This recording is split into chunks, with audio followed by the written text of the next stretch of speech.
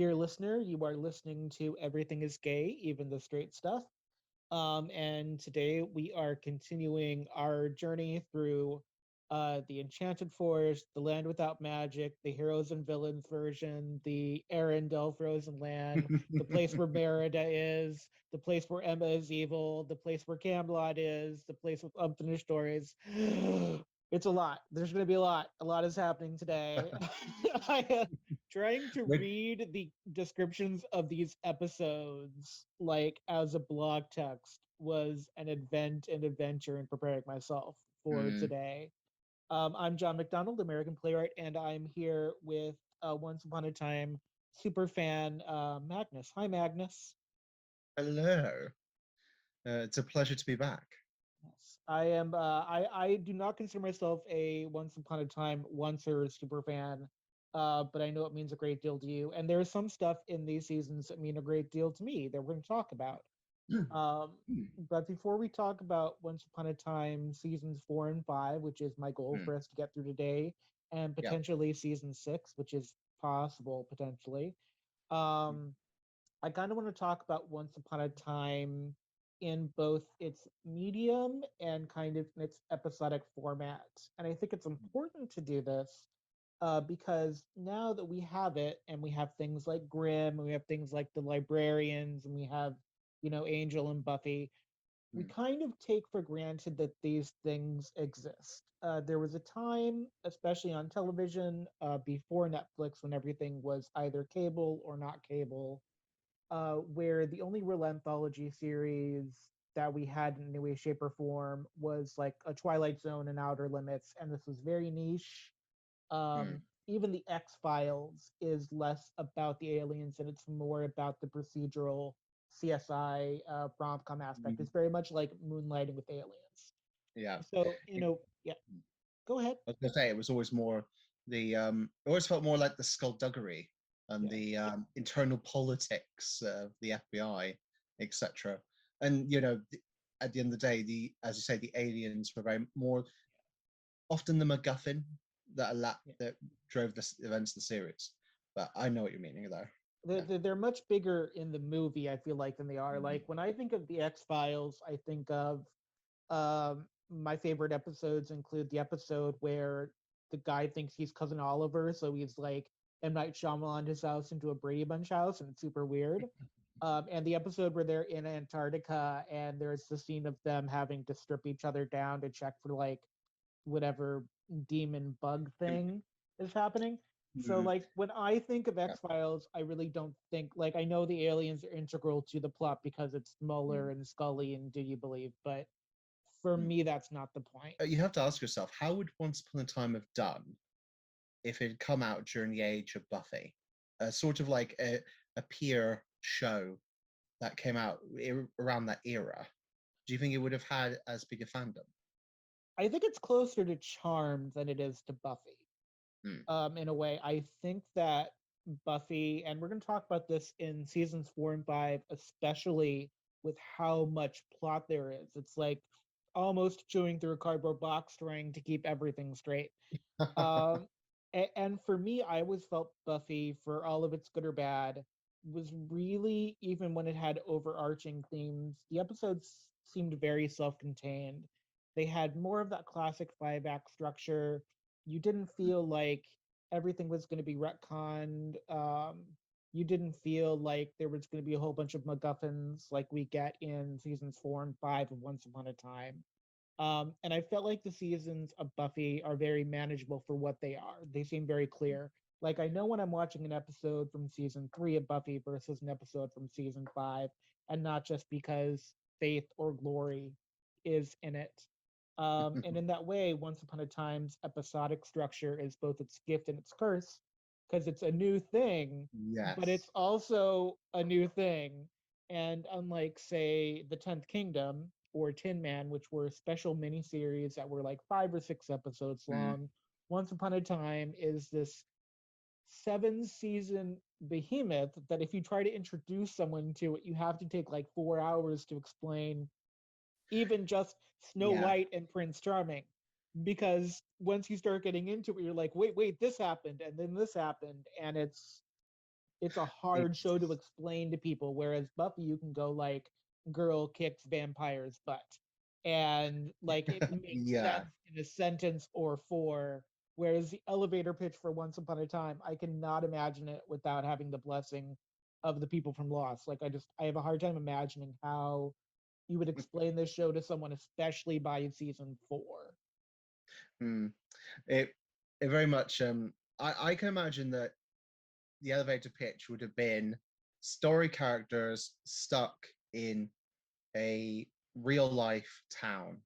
But even that's such an oversimplification of what Once Upon a Time is. As you say, like when you start explaining one thing, you end up explaining about six other things that are connected to it, and so forth. It becomes a massive thing. Really, it would it would have been impressive to have seen them try to get every character that's ever had a name in Once Upon a Time throughout all the seasons get together, because you probably do have a whole town's worth of main cast, side characters, one-off characters, etc. It would be a massive photo.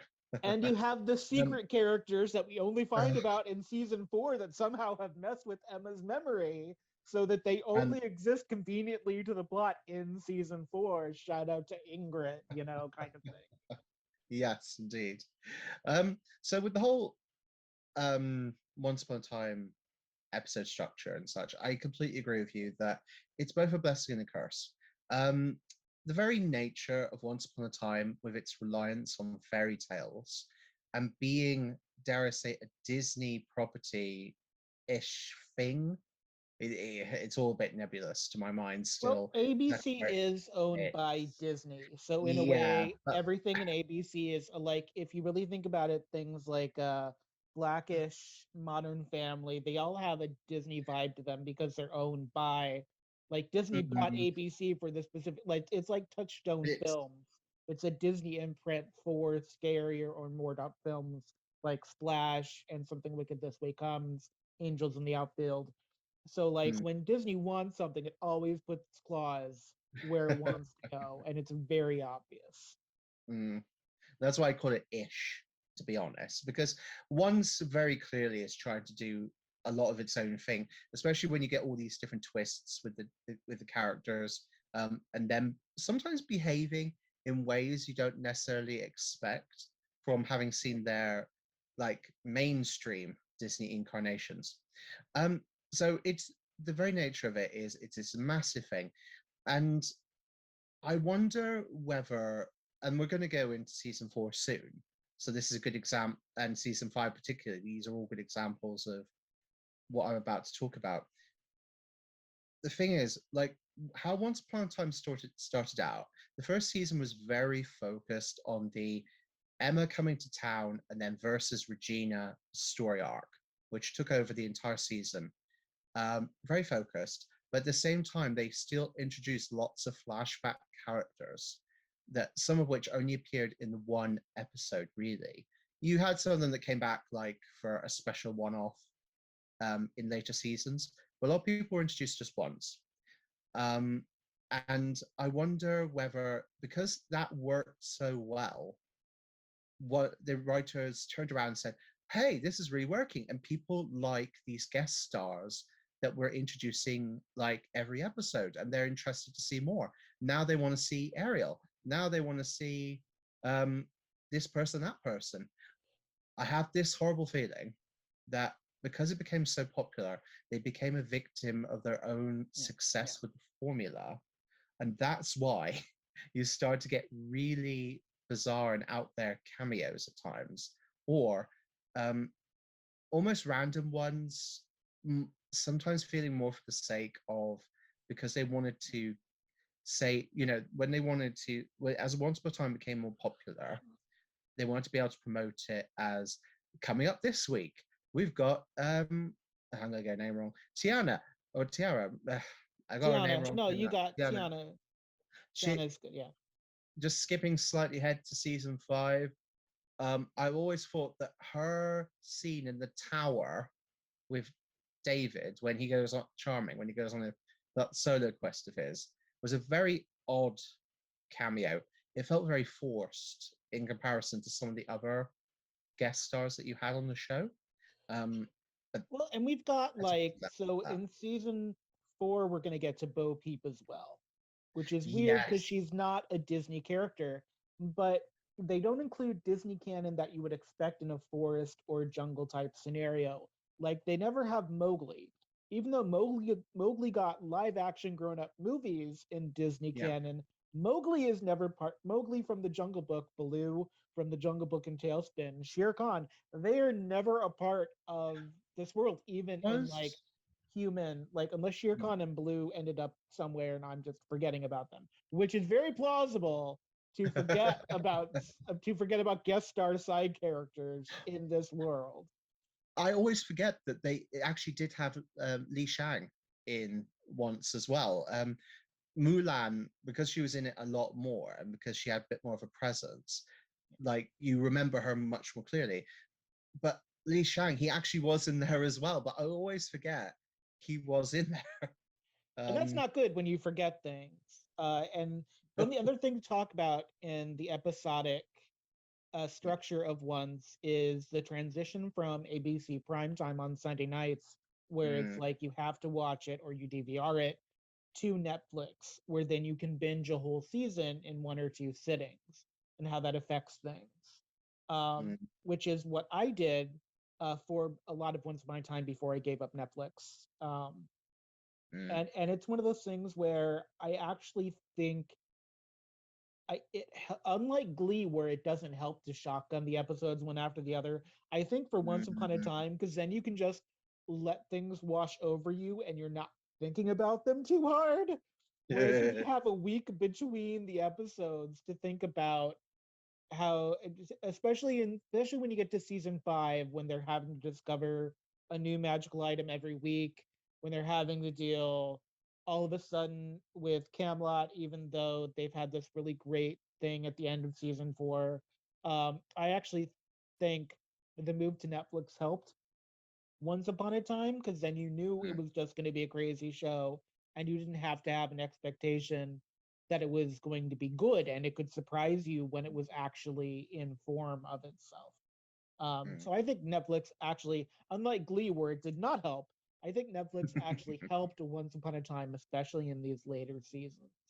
Mm, indeed. And I think it allowed the fan base to know that they had somewhere they could definitely go to watch things and not be worried that ABC was going to be moving the time slot around constantly, because that is in terms of like format, that is something that the ease of being able to watch things at your convenience. Traditionally, that's where Netflix was so strong and where people really got into it.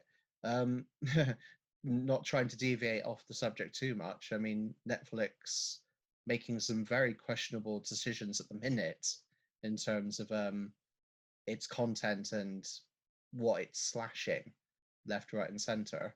Um, Yeah, we have like to really Glee is now on yeah. Disney Plus, which is weird because Glee is not a show that Disney should be Oh, showing by any stretch of imagination. I say that as someone that loved Glee for a long yeah. time, for probably longer than anyone should have loved Glee. I just want to stay on track. So I want to talk a little bit about the Yes. idea of when we talk about medium, I also want you to think when you think about a show or a film, is how you watch it and how intimate it is to you. And what I Mm, mean is, do you watch it on a small TV at home? Do you watch it on a laptop? Do you watch it on the big screen? Like if you go to one of those a night at the opera's met things at a movie theater versus if you see a play live. So when I talk about medium, when we talk about Once Upon a Time, I also want you to think about how close you get to the characters, what kind of barrier you have, how mm, big your TV is, because that will affect the intimacy and how much you feel like you're a part of the story. So, like the idea of reality TV worked in the beginning, because not just because it was new, but because people were having a party for it. So, like with RuPaul's Drag Race, when it was on Monday nights, Monday night became RuPaul night, and it became a party atmosphere. It became a communal thing. So you have to think about how you view things, and so that also leads into the other form of medium, which is when people talk about Once Upon a Time, they always talk about Fables. But Fables is a completely different medium and a completely different type of Mm, story. Fables has more of a noir feel to it. It's very hopeless, it's very decrepit, very smoky. It's also a comic book. So in a graphic novel, you kind of decide how close you are to it. You decide how much you're invested with the characters. Once Upon a Time has a different viewpoint, but it also has living, breathing people enacting dialogue. And so when you mm, think about when you watch things, when you think about the medium, that's a big part of it. And that's something I definitely mm, want to stress to our listeners. When you take in any form of medium, even if it's something that you think is like a direct competitor, if it comes to you in a different medium, especially, you're going to have a different reaction to it, whether you like it or not. And you can dislike Fables or Kill Shakespeare more than you like Once Upon a Time, uh, because of how close you get to the characters. Because Fables and Kill Shakespeare are really the two types of comics that were doing anything close to what Once Upon a Time did. So mm. Indeed. Um, and you're, to be honest, a little point to add on to what you just said. You're mentioning about the fact that Fables' main essence is sort of like uh, forlornness, like yeah, depressingness, all of etc. them doing I drugs remember and things like that. Like all the people that were living in that version of New York were like, it's if you think Robin Hood and Marion and their kid Roland in New York and Mr. Gold having a heart attack was sad. Like even the video game, the Wolf Within Us or whatever it was they did for Fables, where they mm, had that yes. character, like everyone doing drugs and cheating on each other, like not even in that kind of like romantic falling in love despite themselves sort of way. If you don't, Fables is a yeah, different beast completely. if you don't behave, we'll send you to the farm. Oh, please, sir, not the farm, etc. Something like Yeah. that. Yeah. I was going to say that you mentioned about forlornness as like the main essence, the fables. In an interview, the writers for once said that the main theme that they wove throughout all seven seasons was hope and a message of hope and the power of hope to allow people to keep going on despite all the hardships and the trials that they undertake. So that's an interesting juxtaposition that these two seasons, which are about fairy tales, are approaching it from very different themic angles. And even actually, if you look at the aesthetics of Once versus Fables, Fables, urban environments, city, etc., very closed in spaces, etc. Once Upon a Time, it's famed for its sweeping landscapes. The town itself is the setting, and it's a whole town spread out with a large open bay and such. Look at the Enchanted Forest as well. There's dark moments in Once. Don't get me wrong, um, but it definitely feels themically that there's so much more difference between Once and Fables than there is that many similarities actually.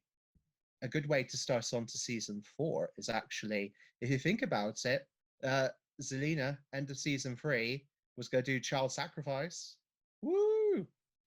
She was going to I kill that child. She almost does child sacrifice in like every season she's in. Like her thing about so we can talk here a lot. There's a lot of Zelena in season 5. There's a lot of Belle in season 4. And I don't Mm, think either of them serve much other than to advance the plot. They never feel like characters in my mm, mind. And but when I talk about dark moments, and we can talk about Belle, because Belle has some really great moments, where she comes to the line of actually not just advancing the plot, but actually being a really strong character. Um, when I think of season 4, the first half of season 4, which is the frozen part, quote unquote, you can't yes. see the air quotes. I'm making air quotes right now. I think of Hans locking Anna and Kristoff into like a treasure chest and then throwing them into the ocean to drown alive, which, wow, Disney, that's hardcore. It seems also unnecessarily hardcore because we actually get like that lost moment we come up to the verge of where the one guy drowns in Penny's boat, which is a spoiler, but Lost has been out for a while, so get over it. Um, and it's just one of those things where it almost seems gratuitous, like they're trying to make a point. It doesn't serve anything except to they have to get rescued because there's no way they're going to kill off Anna and Kristoff from the very popular movie Frozen. So it's somewhere between melodrama and it's like too much into melodrama. There's probably a term for when it's too melodramatic and it actually distracts, but Mm. that's kind of part of how I feel about the first half of season four of Once is it's too Well, much and there's too much happening and it doesn't actually do anything in the end because then they have like not a retcon but they break it off and then suddenly it's the heroes and villains plot and suddenly we're in Camelot. Like there's not mm, really yeah. mm. This is a so I'll give my thoughts on season 4 in a second, but that actually is a good point for me to bring up something that I was considering after our discussion from the previous episode. So um, we brought up between us before the fact that Once tends to have one or two episodes each season, which serves as a sort of a reboot, a mini soft reboot within the season that almost connects the different arcs that you have. So if you look at what we were discussing, like the end of, so I believe it's the end of season 3, or it might be the beginning of season 4. Um, Zelena's time spell sort of happens, and Emma's thrown back in time with Hook, and they have like their own mini adventure Yeah. in the past and such. And And then this they, is the one yeah. I'm convinced was the like supposed to be a series finale in case it didn't get renewed for the season four. Oh no, Like they were making sure this is the end of season three. It's one of the two parters, of yeah. which season four has one and season two has five. Or season five has two. Sorry, season five has two parters. Mm. Which we'll talk about in season five because that's an interesting structural choice to make. But so I think that they almost had to do it like that. Um, if they so they had the different arcs. They had, for example, the Frozen arc at the start of season 4, and then they had the villains arc. They needed to find a way to connect these very different arcs and these very different self-contained stories that we're telling in each arc together without making it almost sort of like, all right, we went to sleep after we defeat the Ice Queen, and we woke up the next day, and we start off by meeting the Queens of Evil. So it, it, yeah. here's something interesting that season four does. Mm, So in season three, they actually have them as two separate episodes, where they have two separate episode titles, and it's a 2 hour special event. In mm, season four, they have both of those happen again. So they have episode eight, Smash the Mirror, but that's a two-parter, and it's technically one episode.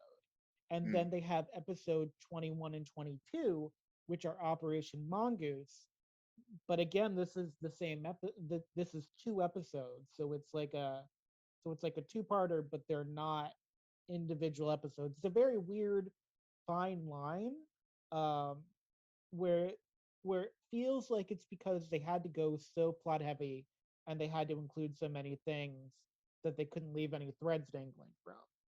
And mm, except for Belle, who was the dangling thread of season four, and really, even though Emma is a catalyst for a lot of things, because this is really about Emma dealing with her orphanhood. Uh, Belle in the background has a lot of things that she's going through in seasons four and season five, and we learn more about her past and we see more about her present, and she gets pregnant because of Hades, and it's a whole thing. But like I never really feel like Belle is her own character in the sense of being her own character at once. I always feel like they're trying to mm. get Belle to get what is her name, Emile de Ravine, right up Yeah. to that Paige O'Hara line. I feel like they leave Belle so intact, but they change Ariel and Hook so much that it boggles my mind why they would have such reverence for Belle that they can't actually make her own character. Like Tinkerbell is her own character. Regina takes on a Yeah. life way outside of the evil queen. So Mm. so for me, like it's great that they want to honor Belle, but it also she's like the worst librarian ever because she's like never at the library that they made a big deal of her taking over in Storybrooke. I feel like she's never Oh, there either. I feel like she's always yeah. off doing like imagine having a book that you've checked out that you're trying to return desperately. Like what kind of fee does Imelda Uh, Ravine's Belle give you, kind of thing. um, yeah, Belle was very underused and misused in many senses. Um, my initial thoughts were I just kept getting pissed off that she kept forgiving Rumpel for every time that he messed up, and he just got a bit silly in the end. I, Um, her really actually, her really big moment where she actually sends him across the town line, like, and mm, he's like weeping as he's losing his memory, and she's holding on the dagger. That was a very strong moment for Belle, and I often applaud that. But we don't see that very much throughout the series. Like no, she believes in his goodness, and it's too much. He's not good. You got to it, get over it.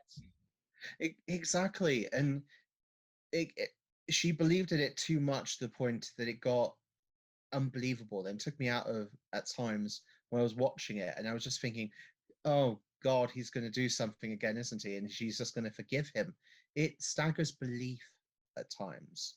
And that's not very good when you're trying to keep yourself immersed in a story. Now, in terms of the thing is that a lot of the time she became the exposition when they needed an explanation on something.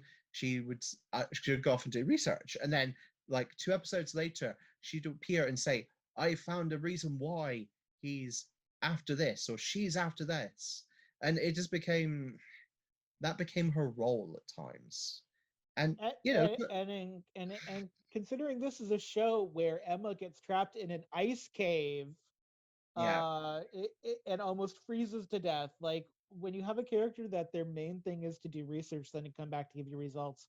A lot of that too is flashbacks to her being helpless and in Gold's power. And then all of a sudden she's living on Hook's ship. And then all of a sudden she's pregnant. Like I think the writers realize they painted themselves into a corner. But every time they try to correct it, it actually just makes it worse. mm. So in terms of the first part of season 4, um, I enjoyed it for what it was.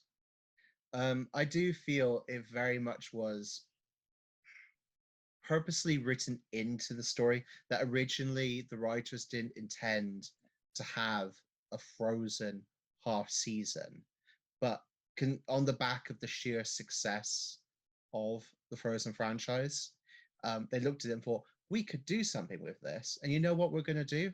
We're going to use the leftover Ice Queen ideas and we're going to put them in our series. Um, Ingrid was an interesting villain. And it was interesting to meet a villain that clearly she had power, but she was nowhere near as powerful as Gold and later Hades and Merlin and such.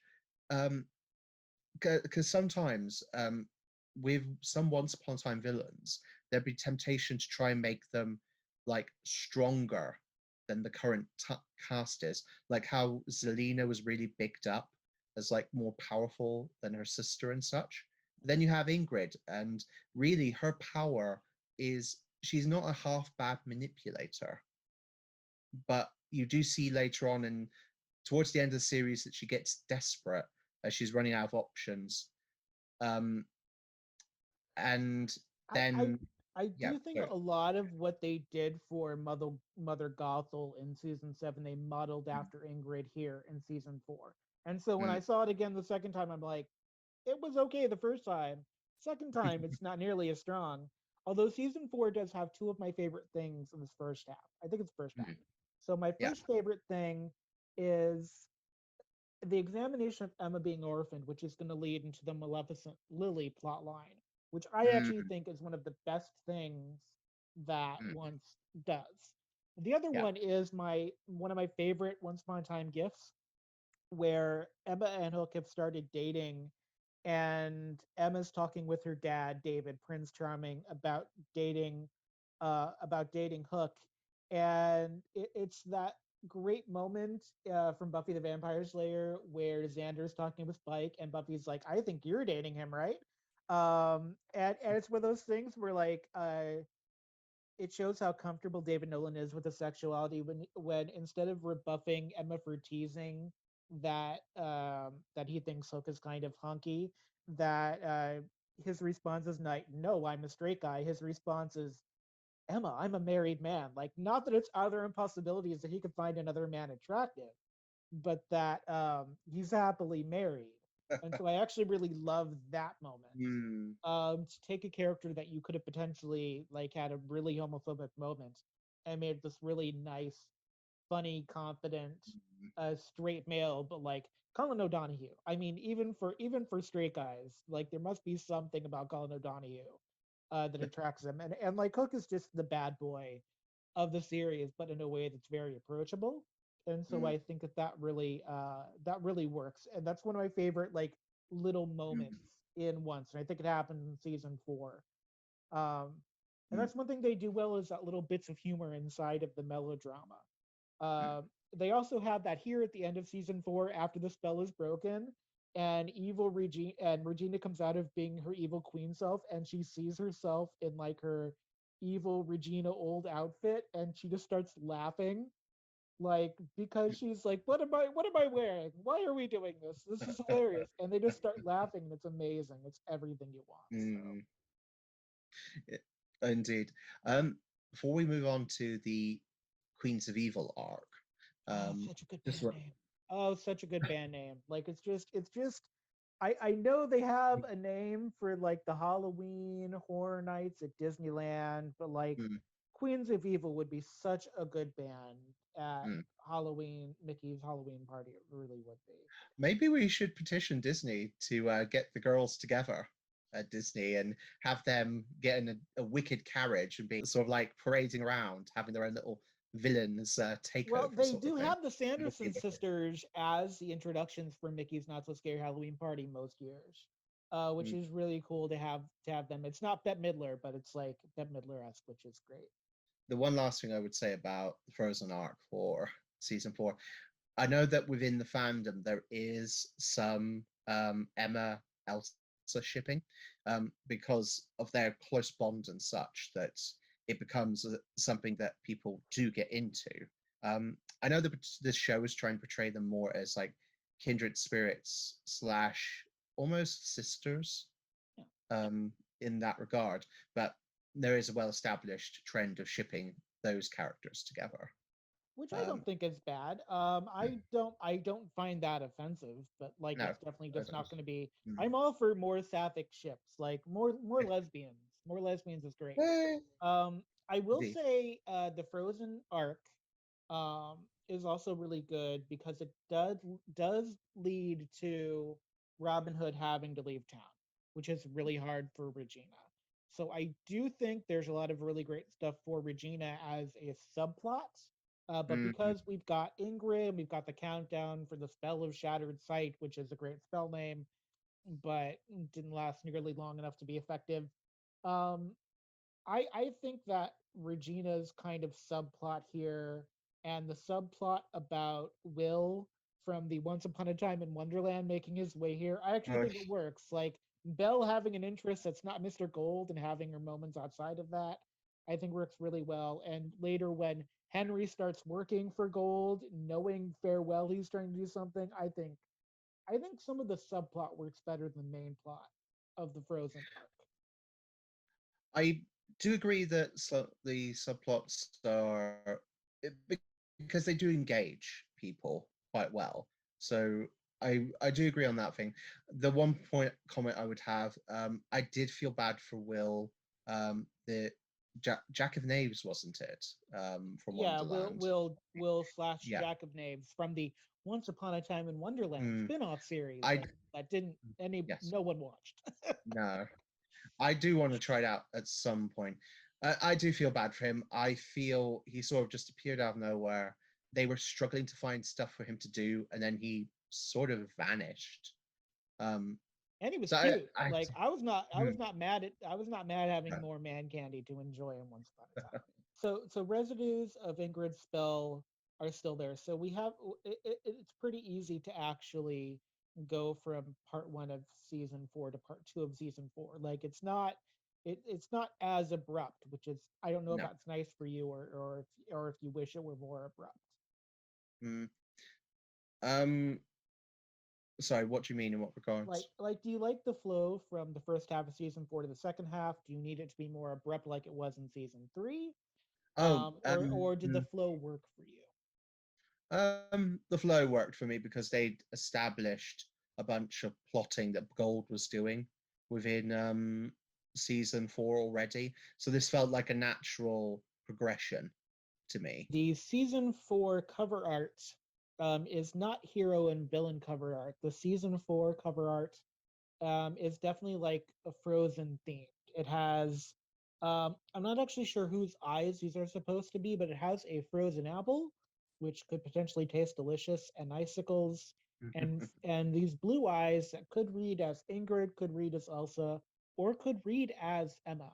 Um, I think the poster is successful, unless your favorite part of season 4 is the second half. I will also let you know in the research I did for this, Will Scarlet is considered a cast regular for this season, whereas Ursula Isaac Heller made Marion, Pinocchio, um, and the Blue Fairy are all considered recurring. So it's kind of weird that Will Scarlet gets regular cast billing for this season. That's interesting that the queens don't get regular Yeah, cast they're all billing. recurring. I would argue the only really important queen of I would argue in order of importance, Ursula has the least, which hurts me because Mhm. she's one of my favorite Disney villains.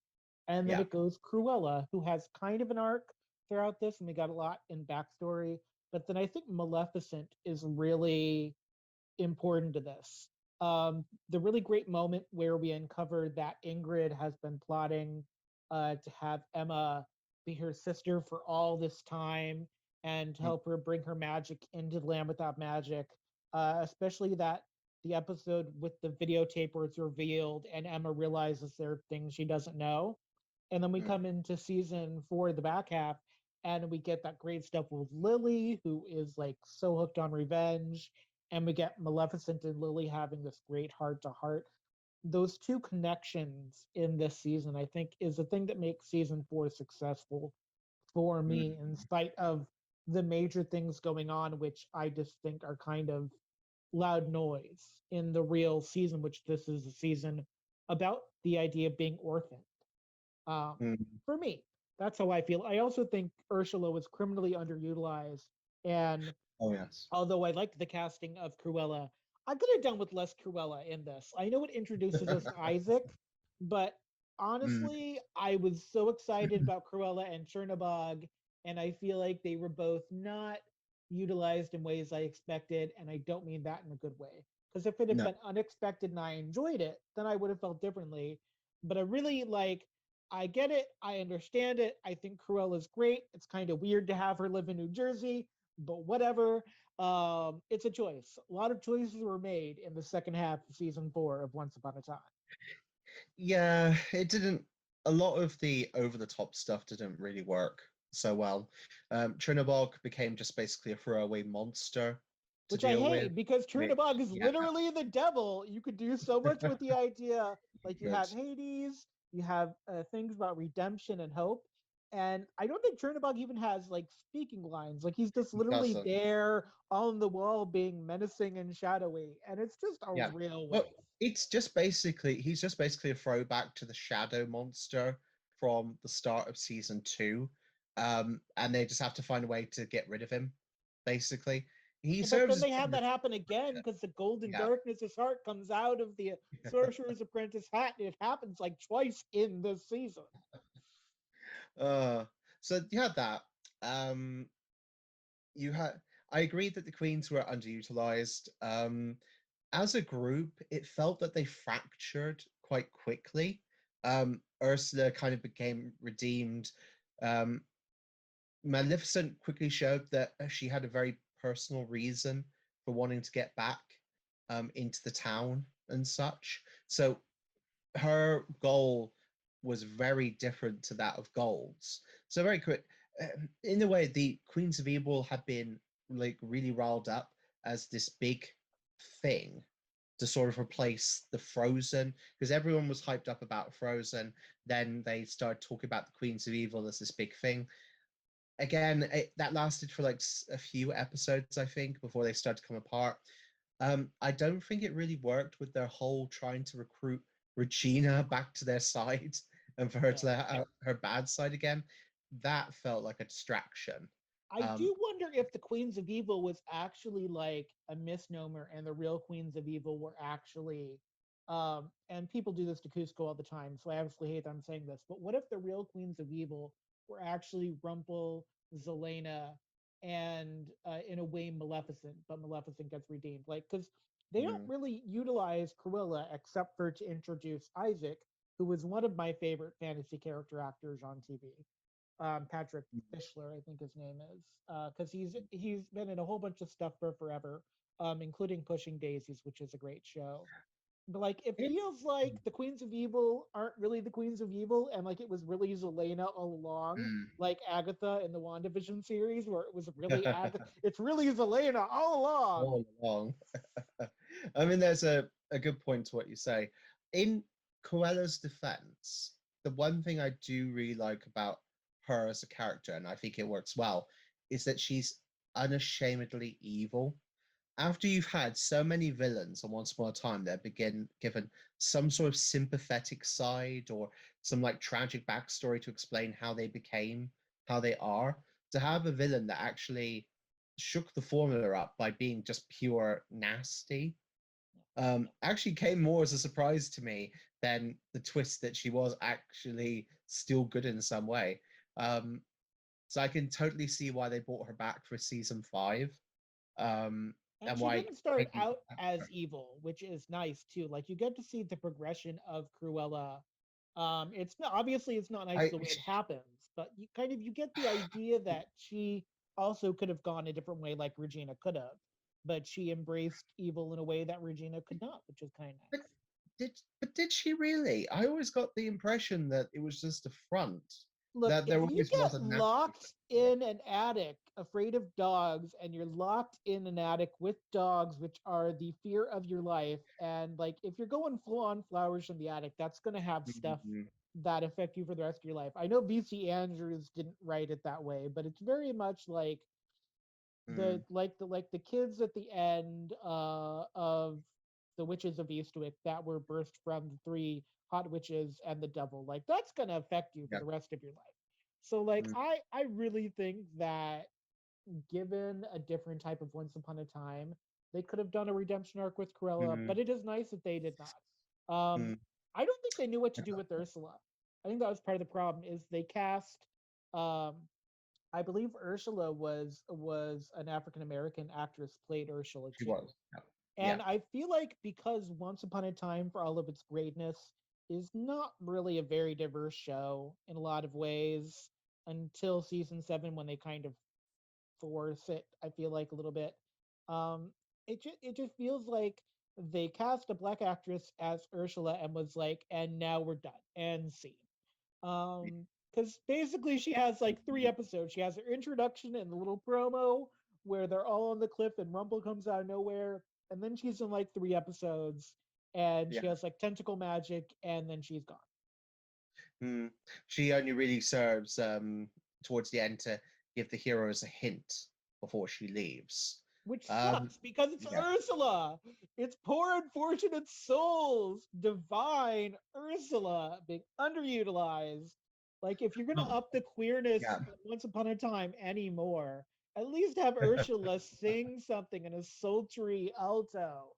Like it's so Mm. unfair, and I have so many feelings about it. Well, to be honest, I felt that Ariel was underutilized as well. Oh, sorry. No, yeah, Ariel was underutilized, but like I have because Ariel is such a light character with so much youth, it's easy to underutilize her. And you see this not in the Ariel cartoon, Little Mermaid cartoon, but you see it in the Ariel straight to DVD sequels, where Ariel was kind of lightning in a bottle to do in movie form. So I can honestly see how you could lose her bringing her in television once upon a time. You'd have to Mm. do a lot with her in order to give her more Well, motivation and substance beyond being a 16-year-old headstrong that wants to leave the kingdom. Like it's hard. well, So I don't uh, get it for Ursula, but I get it for Ariel, which is yeah. probably a double standard. But you say that, but then Snow White was a very basic and But they not always very deep wanted to use Snow character. White. I feel like they brought in Ariel and Ursula because they wanted to bring in the people like me that loved Ariel and Ursula and loved Yeah, the movie. yeah. I don't know that it was really, I think Hook was a fluke. I think if it had been anyone other than Colin O'Donoghue, Hook would have been a one season character and they Mm, never would have had the Emma romance arc and they probably would have brought back Balefire with another actor. Um, yeah. that's how I feel about it. I think Colin O'Donoghue captured lightning in a bottle and it changed Mm, a lot of the direction on the show. mm, So sticking going back onto track, um, a second. One thing about season four we haven't touched upon yet is the author, the big living MacGuffin of the season. Um, so what were your Played by the way, Patrick Fischler, who played this, did a lot of TV shows that had this kind of fantasy power thing. He was in Charmed. He did the Great Birds of Prey TV series from 2003, which we haven't seen. Birds of Prey is amazing. He was in Angel. He was in Monk. He was in Pushing Daisies. Veronica Mars. He was in Lost. I think the only show he didn't do, he was in Grimm. The only show that he like didn't do that all fantasy people were doing is Heroes. I think that's the only fantasy show he was not in. And so Patrick Fischler, I was pleased that he was the author. mm. It was good Now to see with the author thing, I'm a bit hit and miss on it. I kind of understand why it fits into the theme of Once Upon a Time and the whole storybook motif. I don't know if I necessarily like the notion that the fact that there has to be an author existing to write the fairy stories, because that opens up a whole kettle of fish to all sorts of things that possibly could happen. And the fact is that a lot of so his in what part of his introduction with him writing the backstory for Snow and Charming and what they did to Maleficent along with the apprentice, it. Yeah. that just opens up a lot of troubling implications of what actually did people do of their own free will and what was his meddling. um So my two-pronged belief about the author and about the apprentice and the sorcerer Disney hat, and the reason why Merlin and Arthur aren't the Merlin and Arthur from the Sword and the Stone film, which would have been mm, the appropriate way to go instead of going the direction they went. So my thought is it's two-part, is that they weren't sure how to do Lily's revenge as any bigger. They focused Lily's revenge so much on Mary Margaret that they couldn't get a dragon to be bigger. And I think if Lily had had a bigger idea for revenge, um, that they probably could have made Lily the big bad of the second season, which would have been beautiful to have Maleficent actually talking down her own daughter, which she did a little bit, but not a lot. I think the other part of it is that Yensid from Kingdom Hearts is the sorcerer.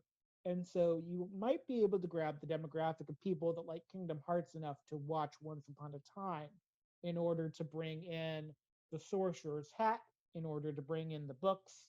Um, the fact that Belle never really interacts with the books a lot, which is I kind of ding for that. But I do think it has to do with not being.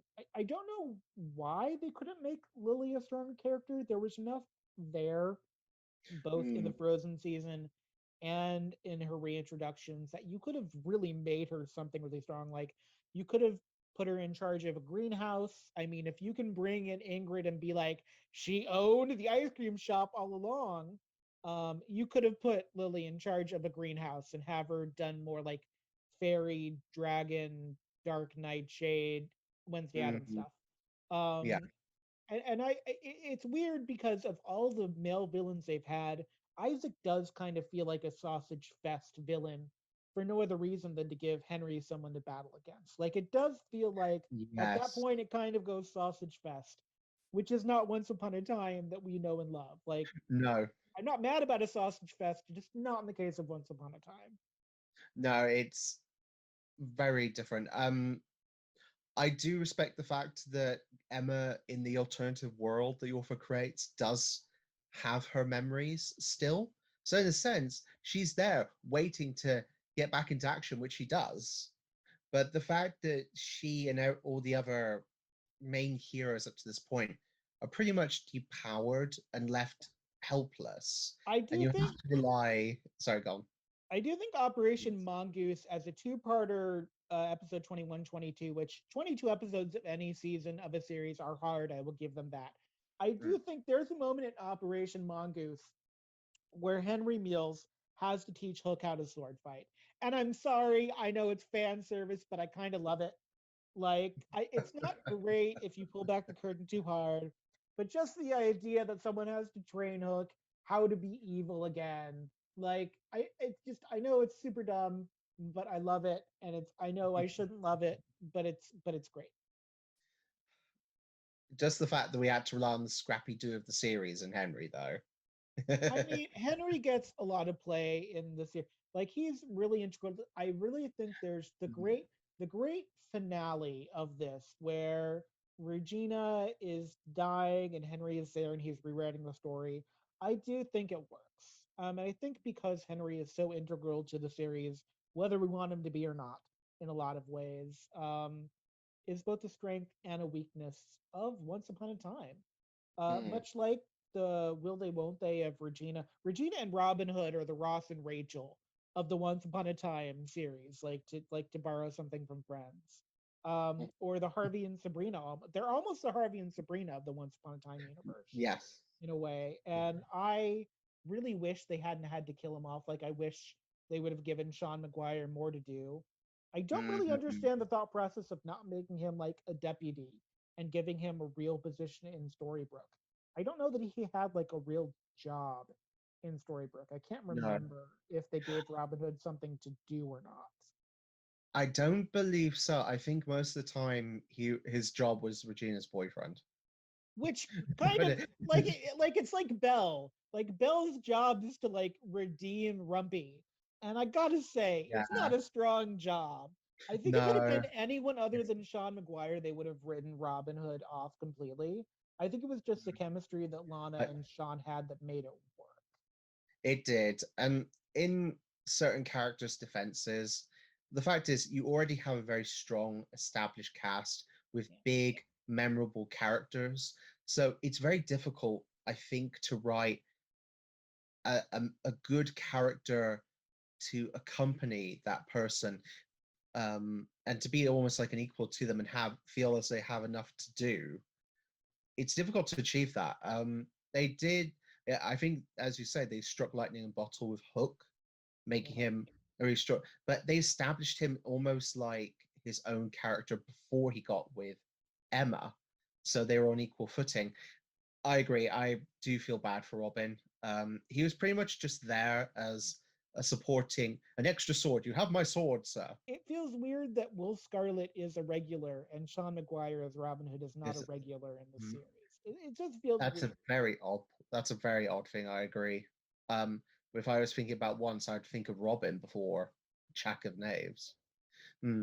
So, speaking about extended cast, shall we venture into season 5?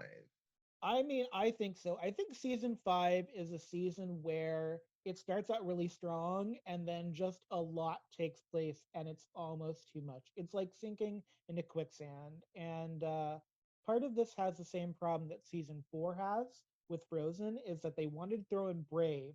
So they brought in Merida and they didn't do enough with Merida. This is also where Yeah. you get So there's two-hour specials in this season, and it's really weird because it's a 2-hour special that isn't quite the middle of the show, and also they have their 100th episode, which is episode 12. But that's not special. This is just them arriving in the underworld. I guess you could consider that special because the underworld, for some reason, looks like Storybrooke, but like they didn't celebrate the 100th episode of Once Upon a Time. Like it was almost like they were trying to bury it with Birth and the Bear King, which are not great episode titles. Like they're just not great episode titles. Mm. Mm. Yeah. So my thoughts on it are, so they needed something really good to follow up both the Frozen and the Evil Queen's arcs. Queens of And Evil. We're a yes, band, sorry, we're the the Queens. Queens of Evil. I will say season Yeah. 5 does Uh, have one of my favorite poster covers with Emma Swan with her black swan mascara thing and the black um mm, the black apple with the red lettering. I do think season 5 has one of my favorite poster DVD covers. mm. And the Dark Swan was underutilized completely in this series. Yes. Well, this is the thing. So what I was going to say was the fact is that they started off with strong presence. They said to everyone, "We're going to Camelot. We're going to go look for Arthur. We're going to go look for Merlin, and of course Arthur, because Merlin and Arthur go hand in hand. Yeah. Um, we're going to go look for Merlin." So they sail for Camelot, and then you have that big, massive reveal of Emma walking in, and she has become the Dark One, and she's looks absolutely sleek in her dark leather, her hair pulled back, um, looking stern, cold. The aesthetic was really on point because it looks completely unlike Emma, and yet it clearly is Emma. So it turned it on its head, especially with like this season being sort of like the reverse of many roles in a way. However, as it progressed, the promise that you got from the double thing of we're going to Camelot, so we're gonna get King Arthur, and Emma being the Dark One, start to really fall apart quite quickly, unfortunately. There's only Um, two things I like about season 5. The first one mhm, happens in Camelot, the second one happens in Olympus. And the first one is so Emma's struggle with the dark one in her head, I think, is actually really successful. I actually yes. really like it. And I like how Hook talks her down off of that. And so I like their relationship in this. Um, what I love is Henry having a crush on Violet and not telling his mom. And his mom is like, "Why isn't he telling me stuff?" And Hook is just like, "Oh, there's something in young man's hearts they cannot tell their mother." And this, like, this knowing, like, just the barest glimpses of how lascivious Captain Hook truly can be. And the moment in the barn where she's like, "My son lied to me," and Hook is like, "Yeah, he sure did, because he's in love with the girl. Hi ho, hi ho." And I love that moment. Like that was worth the price of admission and having to deal with all the screwiness in Camelot was Mm, for that scene in particular. yeah, it. I felt that they made Arthur evil just for the sake of drama. Yeah, At the end of this the is the day, part where you're like, "Okay, everyone, now we're gonna go watch Gallivant, and then we'll come back when they're in the underworld, kind of thing." yeah. Uh, and the thing is, Arthur was like, well, bigging himself up to be this nefarious villain that was gonna take over everything. And oh, and we got back to the amnesia plot line again You don't during like the the current amnesia book. plot line. You don't like it's a very soap opera thing of if you want to the end of Full House, the last episode of Full House is literally a Michelle gets knocked off a horse and has amnesia plot line. Like the whole last episode of Full House is this essentially. I don't mind the amnesia plot line, but at this point they reused it for that third time. Like, and they made it like it wasn't just like one person had amnesia. This is everyone has amnesia again. for the third time. You can't keep reusing that same thing without, drawing some eyebrows, making them I, raised and such. I will Um, say the Camelot sequences do give us a lot of Belle and Merida and Belle having her own agency, which is yes. nice. I feel like when they want to do Belle as a character, they almost have her be a carbon copy of Snow White. I feel like I never see Belle doing heroic stuff that doesn't make me wish it was Mary Margaret doing it. But I don't know if Mm. that's just me not liking the casting of Belle. Like, I feel like some of that might just be the baggage I bring is that Belle broke my heart enough times in the show that like when she does something really great, I'm like, why is Belle doing this? And I hate that I feel that way. But of the things that they've done in once, like having to deal with so much Belle and Zelena, it just takes a lot of energy and enthusiasm that I don't Mm. know I have. Well, the thing is that, and this is why partially why season 5 doesn't work. They introduce a whole load of new characters. They introduce a bloody castle full of new characters that we have to start keeping in mind as well. But they bring across all of the regulars and the established supporting characters as well, and they have to find things for them all to do. So that's why they bring along Zelena, and she's sort of like, she's depowered, but she might be a threat. They have to find things for Charming to do. They have to find something for Henry, which is the romance plot line, which seems a bit of a weird distraction, like Henry's first romance when She everything comes back though. She was is on. useful Violet is a useful side character in a couple of ways. In the few scenes Yeah. she's in, she's Mm. always useful, which is nice. Oh, I'm not dissing Violet at all, but it just feels like they were trying to find Yeah. stuff for some of the characters to do.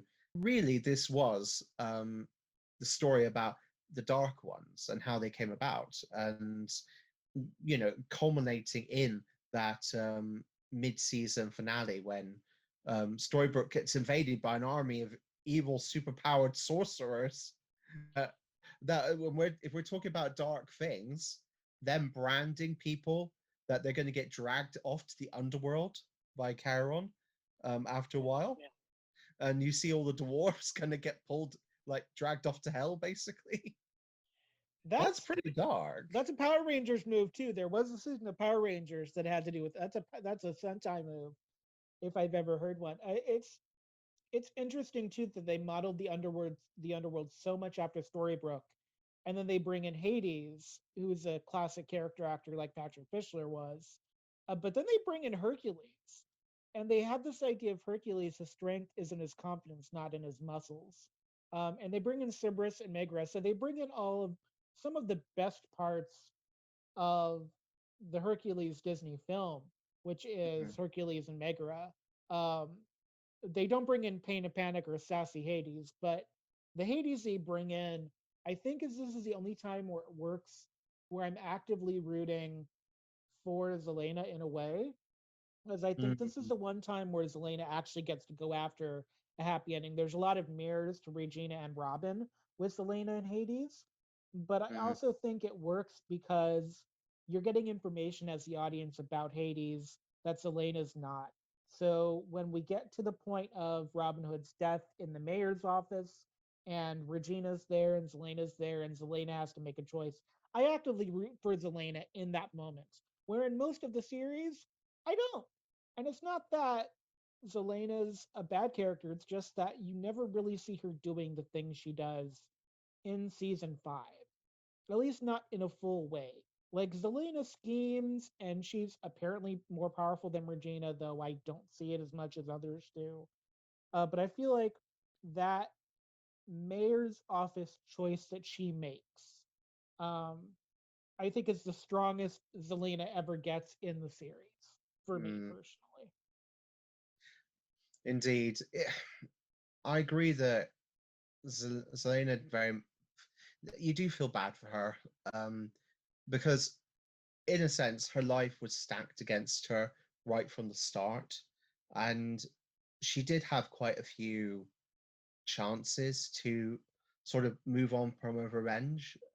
In a way, it's interesting parallels between the two sisters, that they're so similar in many aspects of their uh, personalities, and seeing their sort of individual struggles to manage their darker sides. It's interesting that Zelena never had, though, sort of an evil queen-esque inner struggle. I wonder whether Zelena's struggle herself was more the jealousy aspect, rather It than the has fact less that to. she sorry. It also has to do with the fact that Oz is not really a Disney entrusted property. Oz as a thing is an Elfric bomb or it's an MGM. Like it almost feels like Disney is an interloper in a universe they should not be tooling around in. And so it's hard to do a full Wicked Witch because the Wicked Witch of Oz is a cartoonly malevolent character, even in Wicked, trying to tamp that down and to show the goodness. She's brought along on this track. So in a way, the witch, the evil witch is hard to bring into a Disney canon universe and to have such a focus on her. Um, the other part of it is that there's a whole bunch of theme of unfinished business and helping people to move on that we see occurring. And you don't really get that with Zelena. Like it feels like her unfinished business happens in the mayor's office for me. Whereas like people's fathers, Gaston, you know, Oh, and dealing with their unfinished business and dealing with Hercules and Megara and having the literal boat and bring in Mila again for some I, reason. Like there's so I much was about going to unfinished say, business, you know? you want to talk about funny moments within Once Upon a Time? The You, moment when Rumple Rumple introduced. throwing her off the ship into No, the river of oh, Nossels. no, no, not that. That's dark. That's dark. That's not funny. That no, no. I was gonna say Rumpel introducing Emma to Mila and saying, revealing their connections, and Mila going, "So you slept with my ex-boyfriend, and you slept with my son." And like Emma's like realization of like the very interestingly connected family lines that she's now a part of, Yeah. because when you I mean, taking a step back actually, and we haven't touched upon this for a little while, and I'll just talk about it for a moment. um Constantly throughout Once, you're getting new people introduced that actually do have a lot of connections to the established family clans that we got. Snow White and Charming, with Regina part of that, and then you got the Rumpel clan and such. And so then you got all these different connections. Like, I mean, Hades is technically Zelena's love interest, so that's their connection. And you've got James reappearing, who is David's twin. Um, the whole thing of like the extended family web continues to Yeah. develop and grow season by season. It's an Well, the thing interesting is family that, trait. and it leads directly almost into season six, and we're not going to have time to talk about it in this episode, but the Mm. idea of the tangled family um, kind of starts out here in season five. We see it with the return of Mila.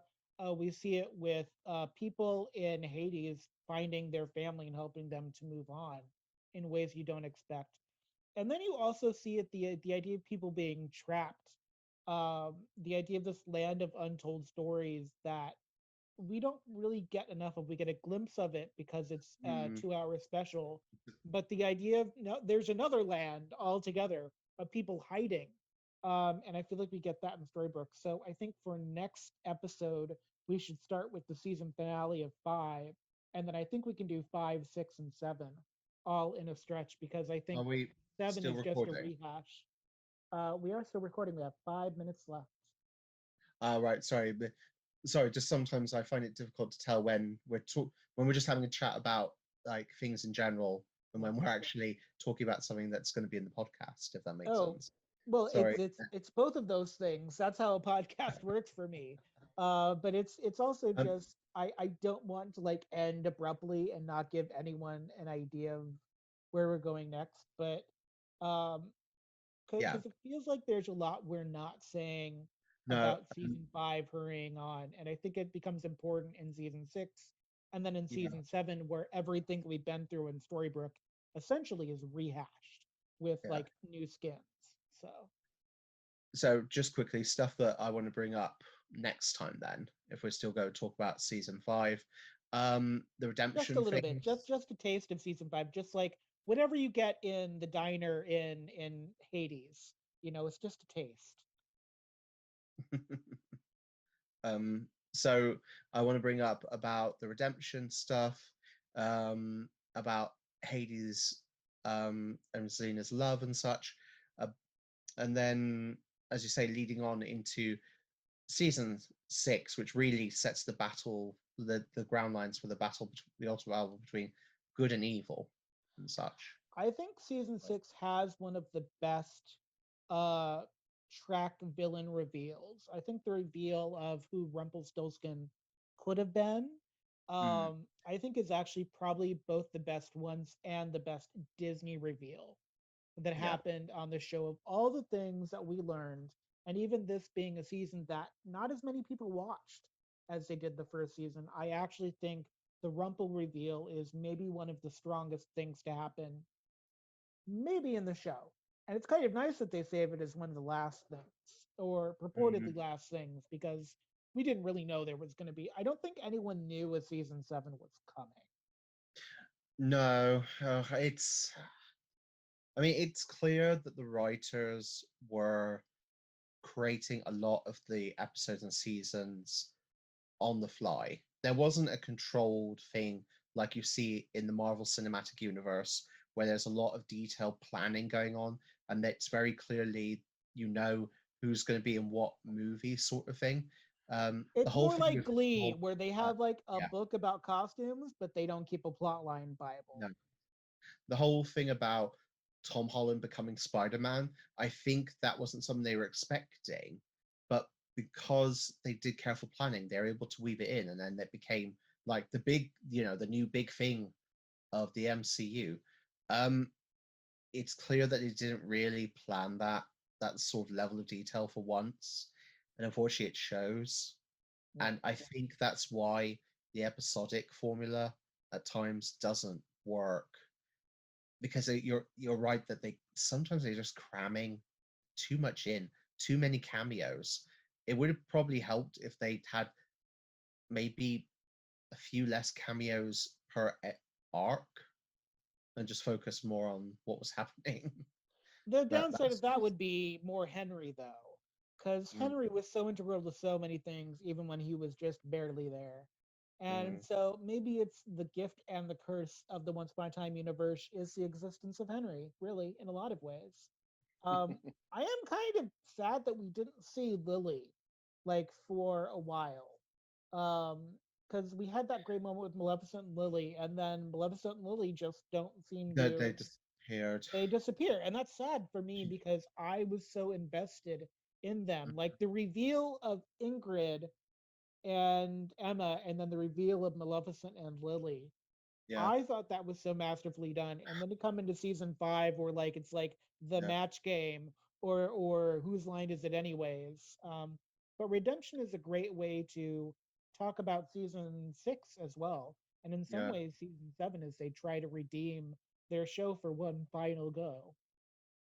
Uh, it was ridiculous. Like they had this build up of the Lily anti-savior arc thing, which actually would have been a very interesting theme, like the anti-protagonist that trying to prevent the happy ending from taking place. Why build up something and then jettison an interesting story arc to give us King Arthur? And we'll talk more about that on the next episode of Everything is Gay, Even the Straight Stuff. Thank you, everyone, for listening in. And oncers, I hope you're having a great time. Feel free to talk with us in the comments in the archives, or find us on Twitter or the Instagrams. And we're happy to talk more about once with you because we love it. We find it very magical. Thanks, everyone.